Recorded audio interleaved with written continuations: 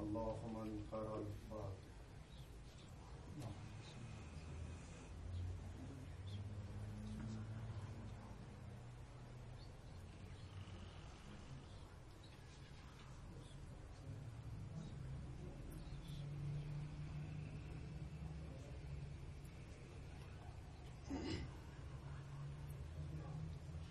ما شاء الله لا حول ولا قوة إلا بالله العلي العظيم.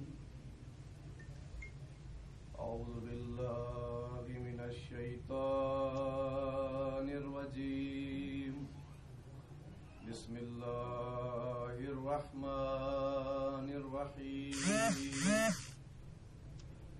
الحمد لله الذي لا يبلغ مدحته القائلون ولا يحصي نعماه العادون ولا يودي حقه المجتهدون الذي لا يدركه بعد الحمم ولا يناله غوص الفتن الذي ليس لصفته حد محدود ولا نعت موجود ولا وقت معدود ولا أجل ممدود فطر الخلائق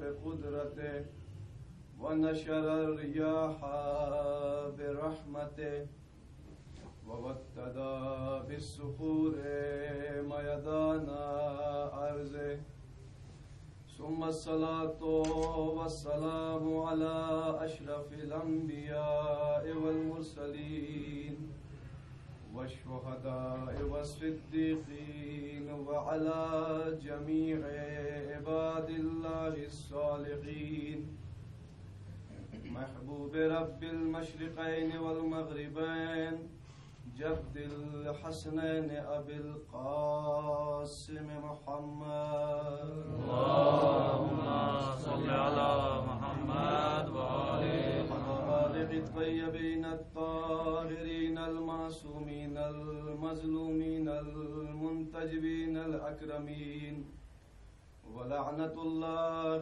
على أعدائهم أجمعين من الآن إلى قيام يوم الدين. أما بعد قال الله تعالى في كتابه الحكيم. بسم الله الرحمن الرحيم. وقضى ربك ألا تعبدوا إلا إياه وبالوالدين إحسانا. صلوات اللهم صل على محمد وآل محمد وعجل فرجه. پروردگار عالم اپنی بابرکت اور مقدس کتاب قرآن مجید میں ارشاد فرما رہا ہے. پروردگار عالم نے قرآن مجید میں تقریباً 12 سے 15 مقامات ایسے ہیں کہ جہاں پر خداوند عالم نے والدین کے ساتھ احسان یعنی حسن سلوک کرنے کو کہا ہے. لیکن ان 12 یا 15 مقامات میں سے 5 مقام ایسے ہیں کہ جہاں خداوند عالم نے خدا اور رسول کی اطاعت کے فوراً بعد والدین کے ساتھ حسن سلوک کے لیے کہا ہے.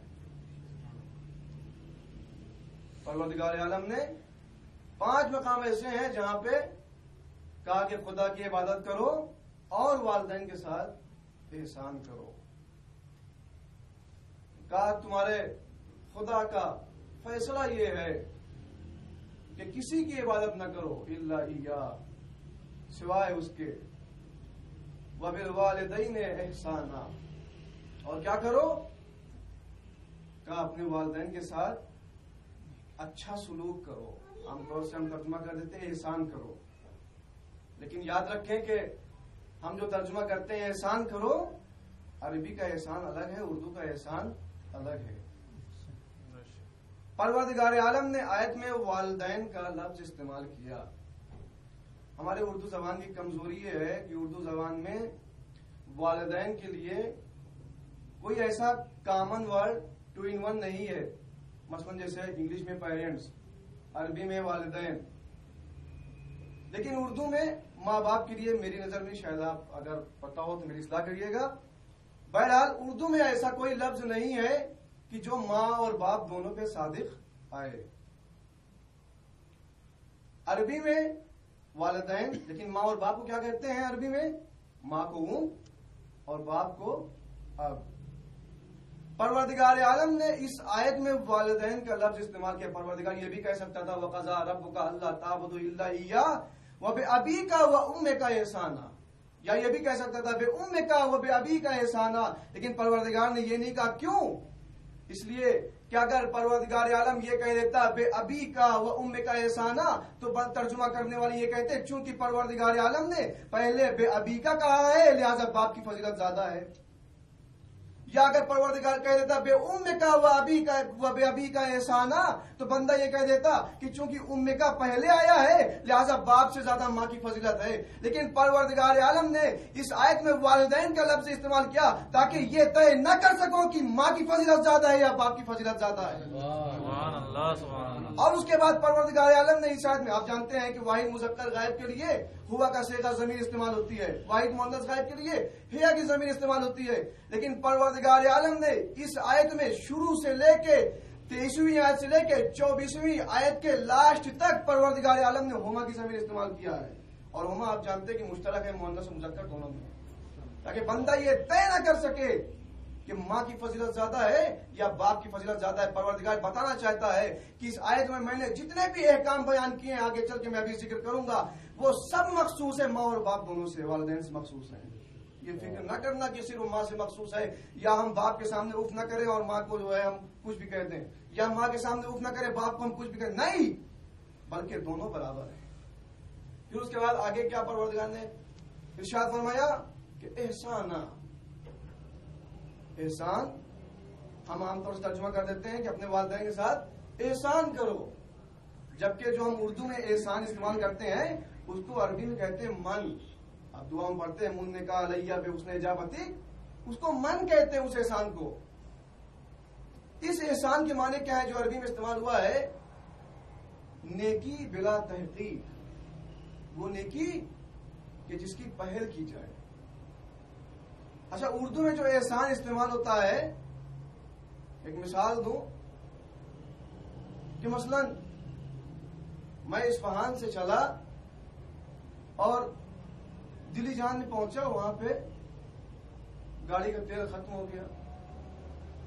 اتفاق سے ایک صاحب وہاں سے گزر رہے تھے، انہوں نے دیکھا کہ امام وابا کعبہ میں مولانا صاحب کھڑے ہیں، جلدی سے پیچھے آئے. کہا کیا ہوا؟ کہا کیا بتائیں، جانا تھا قم اور گاڑی کا تیل ختم ہو گیا. پریشان کیوں ہوتے ہیں؟ جلدی سے ان کے پاس ڈبا پائپ وغیرہ تھا، نکالا اور نکال کے 5 لیٹر تیل دے دیا ہم نے اپنی گاڑی میں ڈالا. دلی جان میں کچھ آگے بڑھے، وہاں پہ پیٹرول پمپ تھا، ہم نے تیل ڈلوا لیا. آئے قم میں اپنا مجلس پڑھا یا کوئی کام کیا، یہاں سے واپس پلٹے. اب جب میں واپس پلٹا تو اسی راستے پہ، جس راستے پہ میرا تیل ختم ہوا تھا، اسی راستے پہ دیکھا وہ شخص کھڑے ہوئے ہیں. اب میں پہنچا، کیا ہوا؟ کہہ رہے جو کل آپ کے ساتھ حادثہ ہوا تھا وہی حادثہ آج میرے ساتھ ہو گیا. کل پریشان کیوں ہوتے ہیں؟ جلدی سے نکالا، ہم نے بھی ان کو 5 کے بجائے 10 لیٹر دے دیا.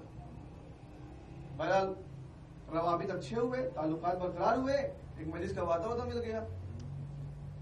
اور اس کے بعد انہوں نے ہمیں مجلس پڑھنے کے بلایا، لیکن کچھ حادثہ پیش آیا. میں مجلس میں تاخیر سے پہنچا، ٹائم سے نہیں پہنچ سکا. اب جب میں پہنچا تو کیا دیکھا کہ وہ صاحب مجمع کے سامنے کھڑے ہوئے ہیں اور کہہ رہے ہیں مولانا ایسے ہی ہوتے ہیں اور یہ لوگ وعدہ کر کے مکر جاتے ہیں. اس طریقے سے اپنا جو بھی ان کے منہ میں آیا وہ شروع ہو گئے.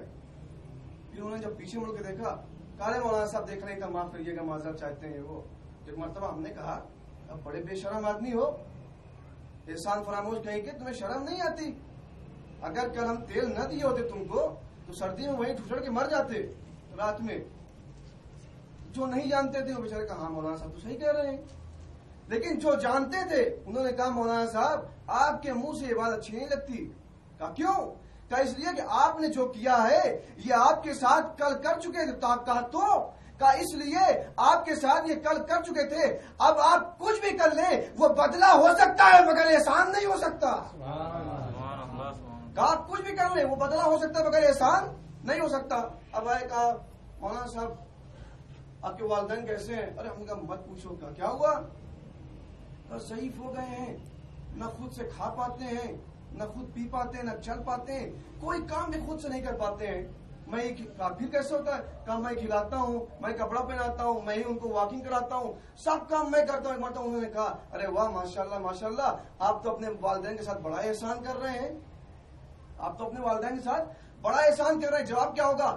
کہ آپ سمجھ لو کہ والدین کی جتنی بھی مجبوری سمجھنے کے بعد آپ ان کی خدمت کر رہے ہیں تو یاد رکھیں یہ کام وہ بچپنے میں تمہارے ساتھ کر چکے ہیں.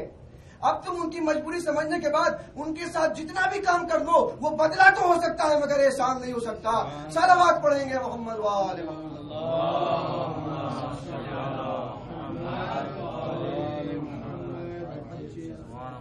کا بدلہ تو ہو سکتا ہے مگر احسان نہیں ہو سکتا. اور پروردگار نے کیا کہا کہ اپنے والدین کے ساتھ اچھا سلوک کرو. پھر کیا کہا؟ اما یبلغن عندک الکبر احدہما او کلاہما. کہا کہ اگر ان میں سے دونوں یا کوئی ایک اگر بوڑھے ہو جائیں, اچھا جوان رہے تو جوان رہیں گے, ہماری اوقات ہی نہیں ان کے سامنے ہم کھڑے ہو سکیں, ان سے ہم لڑ سکیں, کیونکہ وہ جب جوان ہے تو ان کے پاس قوت ہے, وہ اپنا دفاع کر سکتے ہیں. پروردگار عالم بھی والدین کی منزلت اور فضیلت بتانا چاہتا ہے کہ دیکھو جب تک یہ جوان ہیں ان کے پاس قوت ہے, تم ان کے سامنے جاؤ گے یہ اپنا دفاع کر سکتے ہیں. لیکن جیسے ہی ان کی قوت ختم ہونے لگی اب یہ دفاع کے قابل نہیں ہوئے. اب پروردگار عالم نے کہا دیکھو جب یہ بوڑھے ہو جائیں, پروردگار عالم والدین کی حمایت کرنا شروع کر دیا. کہا جب یہ بوڑھے ہو جائیں تو دیکھو تم ان کے سامنے اف نہ کرنا. فلا تقل لهما اف ولا تنهرهما. امام صادق فرماتے ہیں کہ اگر اف سے بھی کم ترین درجے کا کوئی واضح ہوتا تو پروردگار اسے استعمال کرتا. ہو سکتا ہے والدین اپنے زمانے کے اعتبار سے کوئی ایسی بات کہہ رہے ہوں جو آج کے زمانے میں غلط ہو, لیکن پھر بھی اپنے چہرے سے یہ ظاہر نہ ہونے دینا کہ تمہیں وہ بات بری لگی ہے.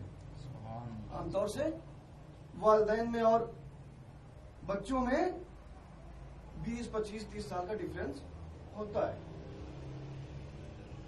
ایک صاحب مولانا تھے, انہوں نے اپنے گھر میں عزا خانہ بنوایا تھا اور وہ ہر سال اشرا کرتے تھے.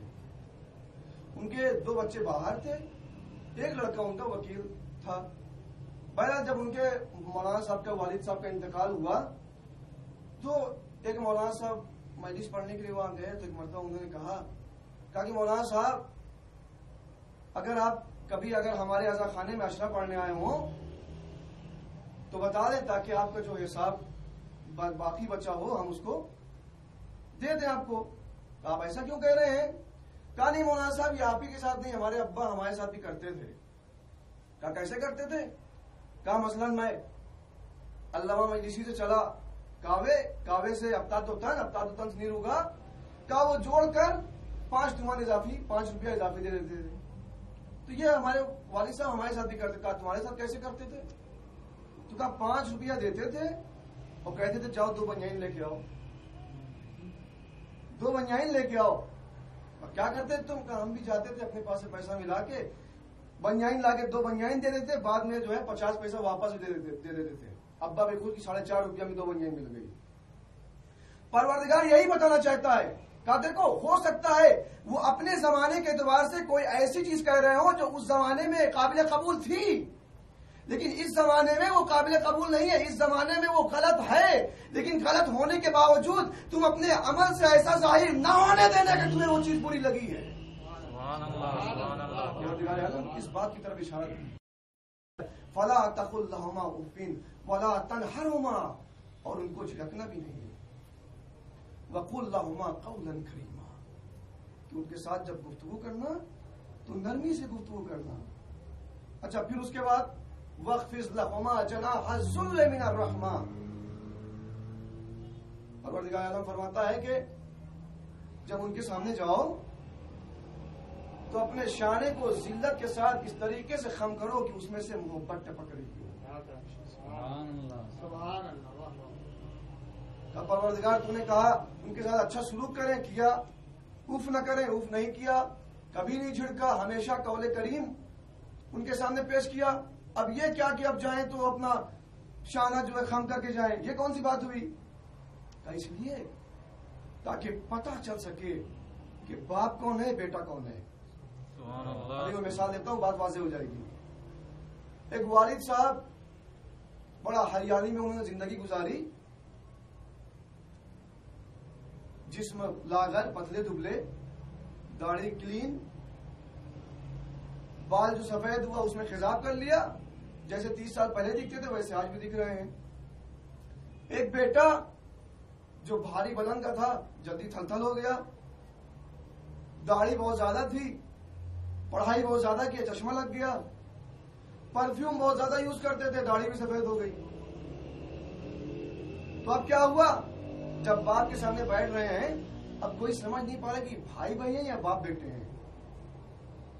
یہ بھائی بھائی آپ کے سامنے آپ نے بہت سے لوگوں کو دیکھا ہوگا ایسے جو سمجھ نہیں آتا کہ باپ بیٹے ہیں یا بھائی بھائی ہیں. بس پروردگار عالم اسی طرف اشارہ کر رہا ہے کہ دیکھو جب اپنے والد کے سامنے جاؤ, جب اپنے والدین کے سامنے جاؤ تو اپنے شانے کو خم کر کے جاؤ, تاکہ جب کہیں جاؤ تو تمہیں یہ بتانا نہ پڑے کہ میں بیٹا ہوں, یہ باپ ہے, بلکہ اس طریقے سے اپنا عمل ظاہر کرو کہ دیکھنے والا سمجھ جائے کہ یہ باپ ہے اور یہ بیٹا ہے. سارا بات پڑھیں گے محمد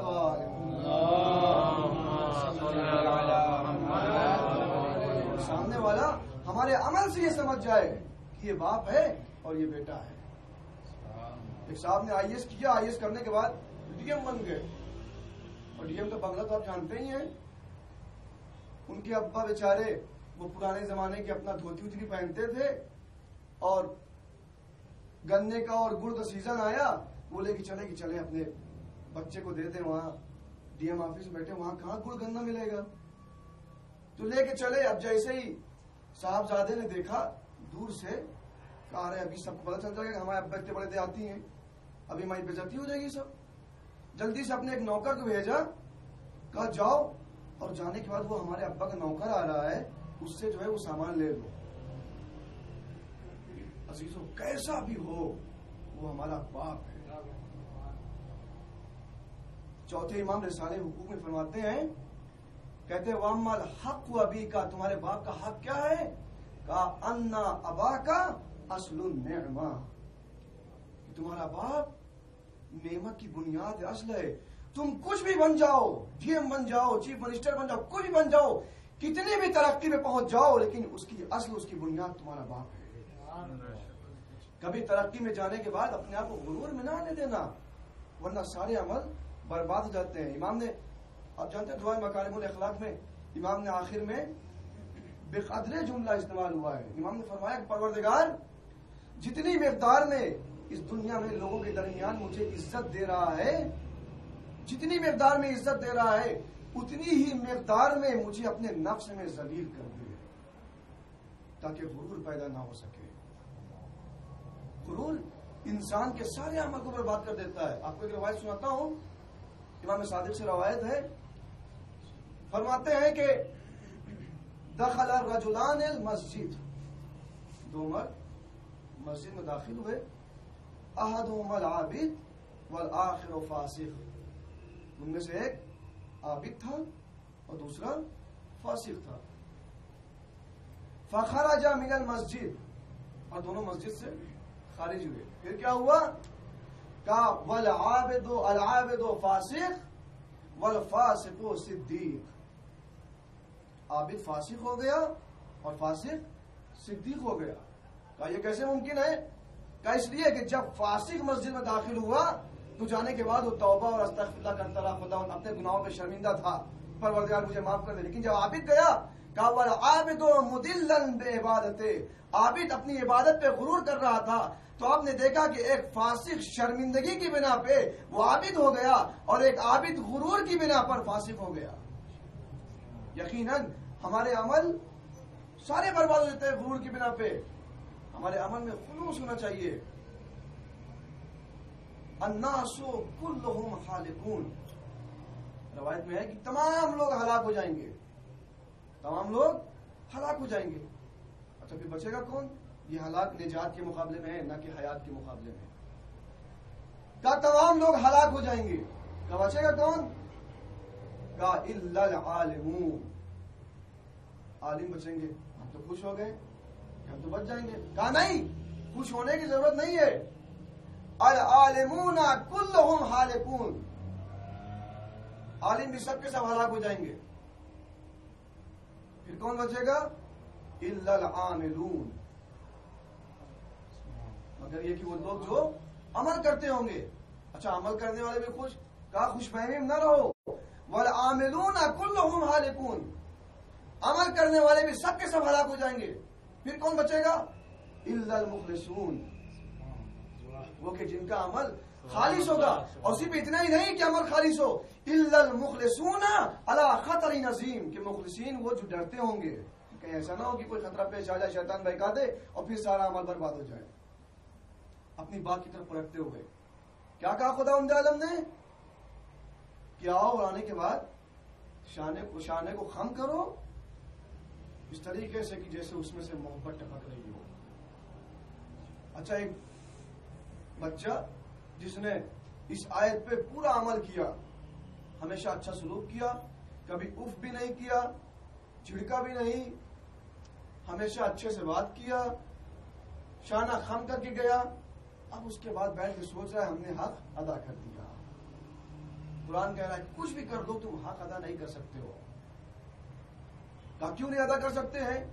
ہم نے جب اسکول میں ایڈمیشن کرایا اور ہم نے انٹر تک پڑھا، ہمارے دادا پرنسپل تھے اسکول کے، فیس معاف، ابا نے فیس بھی نہیں دیا، ایک خاکی ڈریس سلوا دیا، بہت ضد کیا، 100 روپے کی سائیکل دلا دی، آج سے 30 35 40 سال پہلے 100 روپے کی سائیکل دلا دیا۔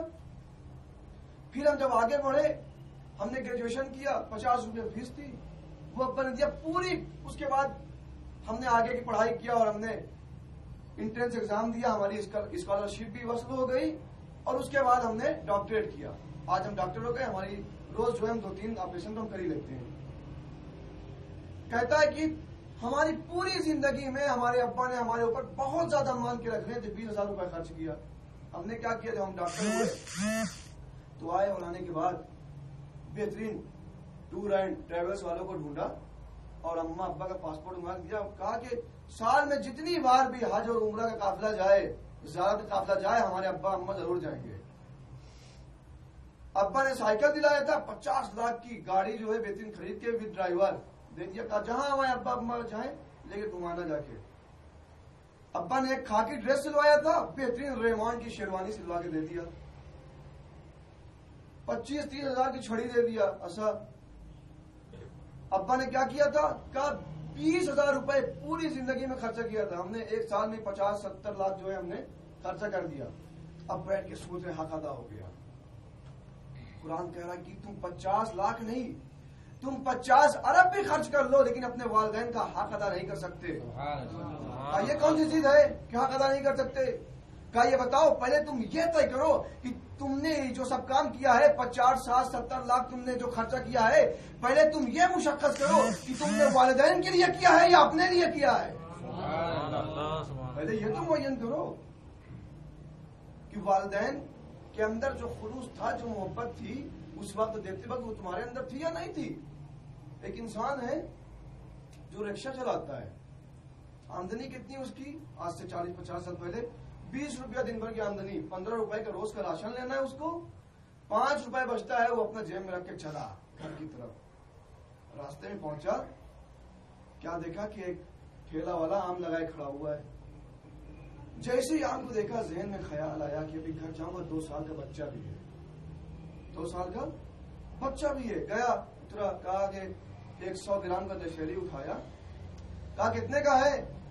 تو بیچنے والا بھی وہ غربت کی طرز کھا کے ارے لیتے، کہا نہیں قریب ضرور ہوں لیکن ایسے اپنے بچے کو نہیں کھلاؤں گا. کہا کتنے کا ہے؟ کہا 2 روپے کا ہے.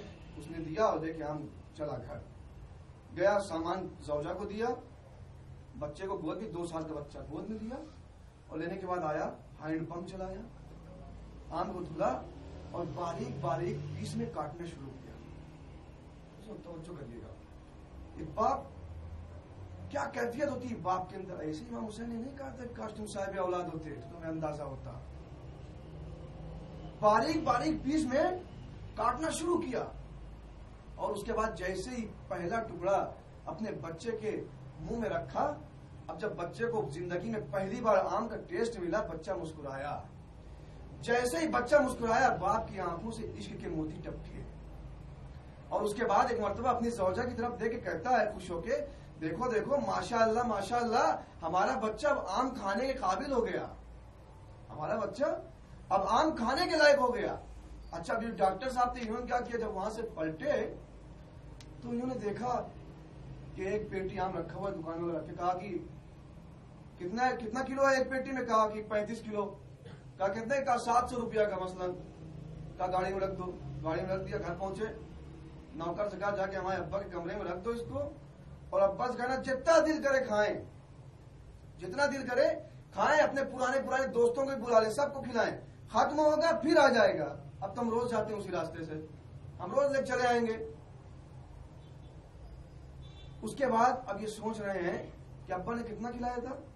100 گرام کا ایک دشہری. انہوں نے کتنا کھلایا؟ 35 کلو.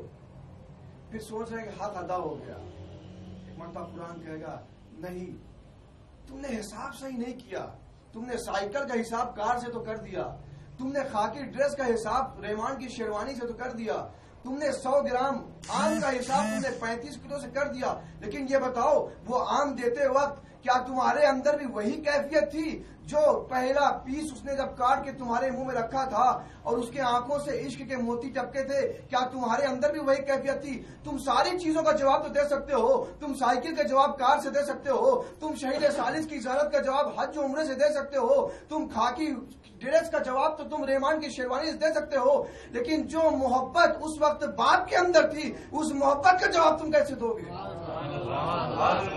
اس محبت کا جواب کیسے دو گے؟ ایک مرتبہ یہ بندہ کہتا ہے پروردگار ہم تو اس وقت نہیں تھے، ہم چھوٹے تھے جب ہمارے والدین نے ہمارے ساتھ یہ سب کیا، تو ہم تو چھوٹے تھے، ہمیں پتا بھی نہیں انہوں نے کیا کیا کیا. تو پروردگار تو بتا کہ ہم کیسے ان کا حق ادا کریں. کہا تم حق ادا کر ہی نہیں سکتے. کہا پروردگار کیا حق لے کے مر جائیں؟ حق لے کے مر جائیں؟ کہا تم حق ادا نہیں کر سکتے. کہا پھر کیا کریں؟ کہا میں تمہارے دلوں کو بھی جانتا ہوں، میں ان کے دلوں کو بھی جانتا ہوں، میں ان کی محبتوں کا جواب دے سکتا ہوں. پروردگار جلدی بتا کیسے جواب دینا ہے؟ کہا میرے سامنے آؤ اور آنے کے بعد فریاد کرو. پروردگار کیسے فریاد کروں؟ کہا عاجزی کے ساتھ میرے پاس آؤ اور آنے کے بعد فریاد کرو اور کہو ربی ارحمہما کما ربیانی صغیرا. پروردگار جس طریقے سے ان دونوں نے ہمارے اوپر رحمت نازل کیا، پروردگار ان پر بھی رحمت نازل فرما. صلوات پڑھیں گے محمد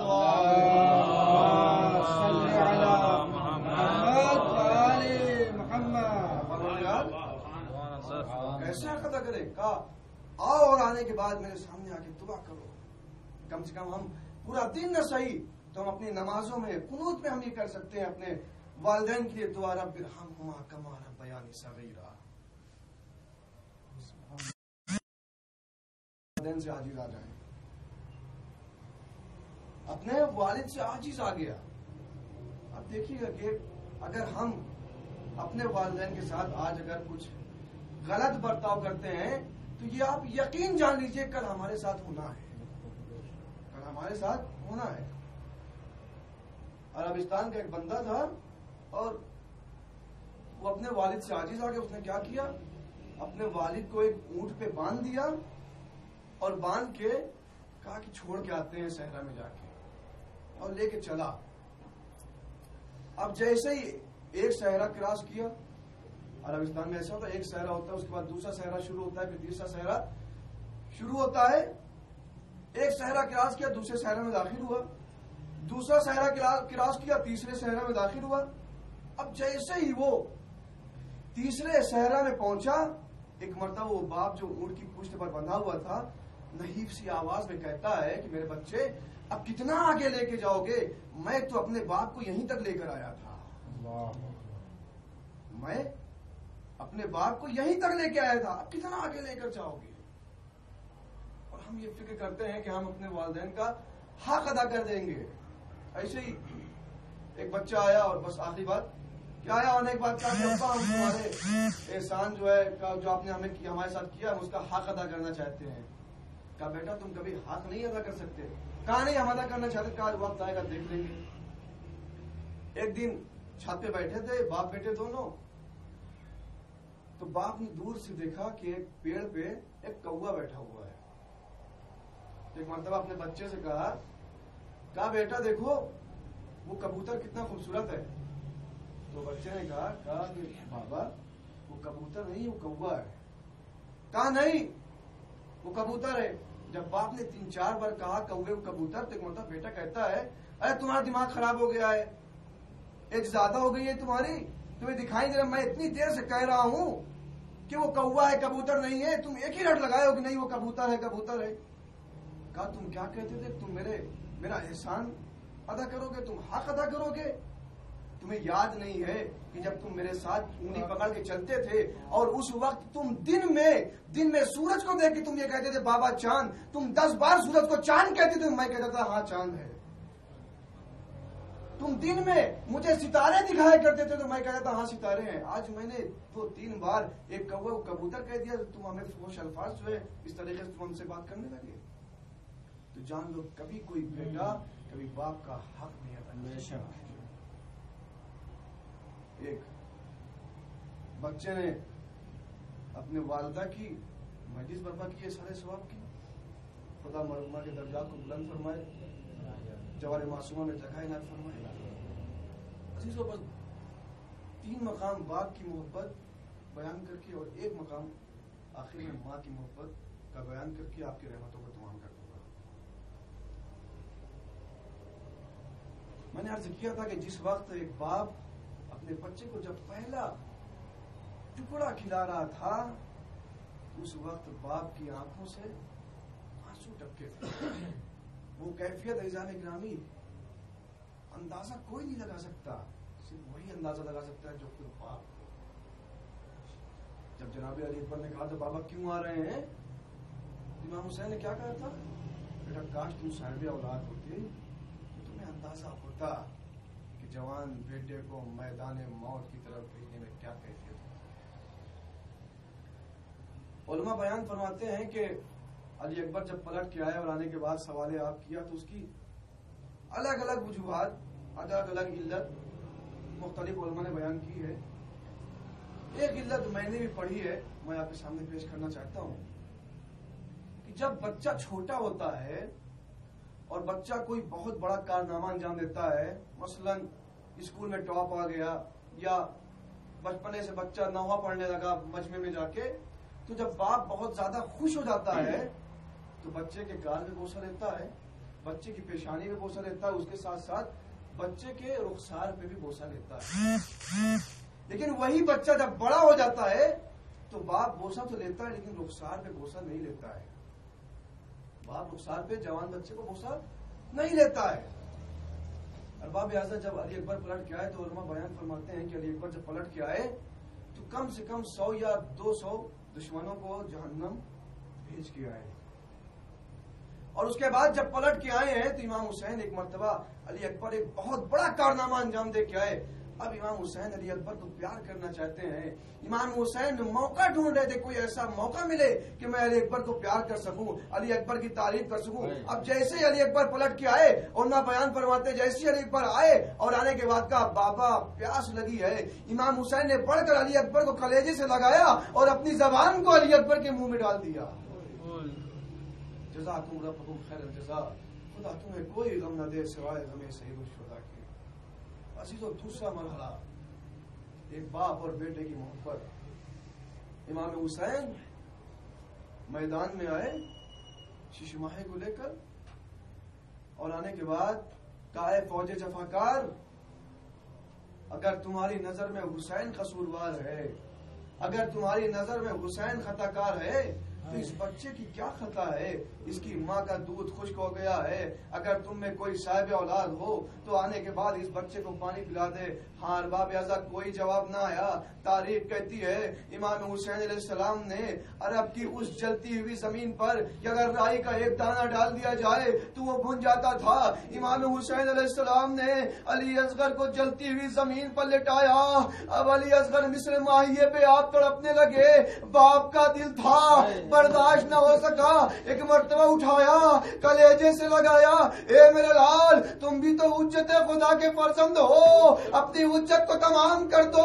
ارباب اعزاز علی اصغر نے اپنی سوکھی زبان اپنے پپڑائے ہوئے ہونٹوں پر پھیرنا شروع کر دیا۔ جزاکم ربکم خیر الجزا، خدا تمہیں کوئی غم نہ دے سوائے غم سید الشہداء کے۔ ہاں ارباب اعزاز تیسرا مرحلہ جہاں باپ اور بیٹی کی محبت، عزیزوں مشاہدہ کریے، امام حسین رخصت آخر کو آئے اور جب رخصت ہو گئے ایک مرتبہ چلنا چاہتے ہیں، راہوار آگے نہیں بڑھ رہا ہے۔ ایک مرتبہ امام حسین نے جھک کر دیکھا، کیا دیکھا؟ 4 سالہ بچی سکینہ ہے جو گھوڑوں کے سموں سے لپٹی ہے۔ اے میرے بابا کے گھوڑے، میرے بابا کو نہ لے جا، ارے جو صبح سے گیا ہے ابھی تک واپس نہیں آیا۔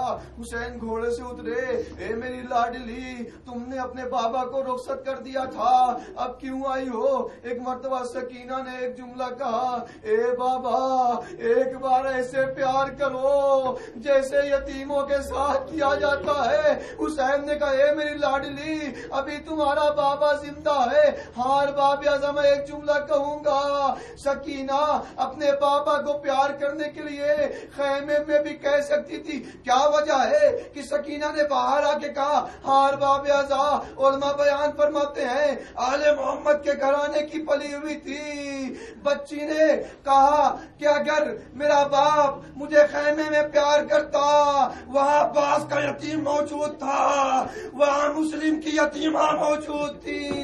قرآن میں ہے کہ یتیموں کے سامنے اپنے بچوں کو پیار نہ کرو، کہیں ایسا نہ ہو کہ ان کو ان کا باپ یاد آ جائے۔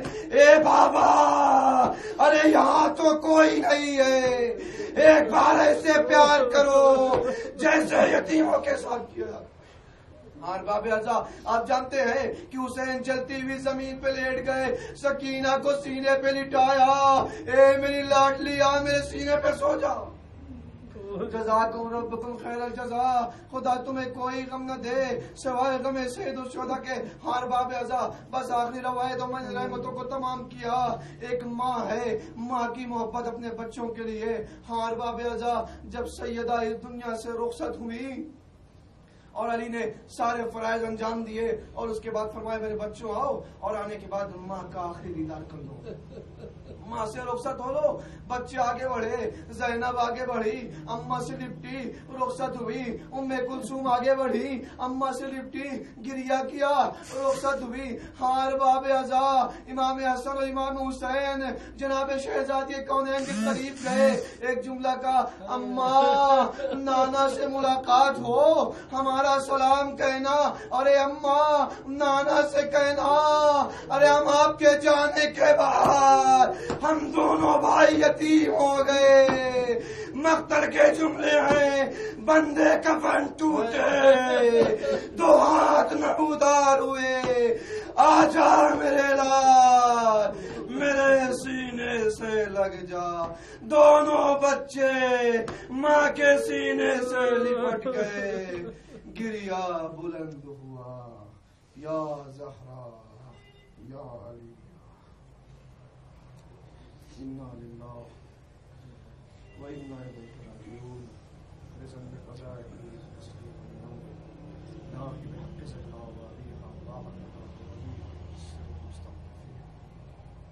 پروردگار تجھے محمد و آل محمد کا واسطہ ہماری اس مختصر سی عزا کو قبول فرما۔ خدایا تجھے محمد و آل محمد کا واسطہ ہم نے جو مریض ہیں انہیں شفا کامل و عاجل محفوظ۔ خدایا تجھے محمد و آل محمد کا واسطہ ہم نے جو حج و زیارات کے مشتاق ہیں انہیں حج و زیارات سے مشرف فرما۔ خدایا تجھے محمد و آل محمد کا واسطہ اس منحوس بیماری کورونا کو اس دنیا سے نیست و نابود فرما. جو لوگ کورونا میں ملوث ہیں پروردگار ان کی جان کی حفاظت فرما. خدایا جن مرحومہ کی مزید برپا ہوئی ہے ان مرحومہ کے درجات کو بلند فرما. انہیں جوار معصومہ میں جگہ عنایت فرما. خدا تجھے محمد و آل محمد کا واسطہ ہمارے امام کے ظہور میں تعبیر فرما اور ہم سب کو امام کے خادمین میں شمار فرما. ربنا تقبل منا انک انت السمیع العلیم. ربنا تقبل دعا. ایک مرتبہ سورہ حمد و 3 مرتبہ سورہ اخلاص کی تلاوت فرما کر مرحومہ کے لیے